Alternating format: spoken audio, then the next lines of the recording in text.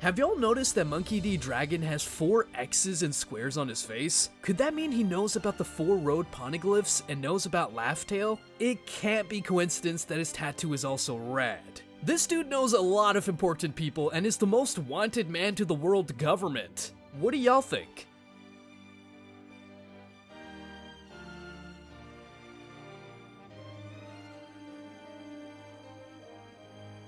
Thanks for watching the video.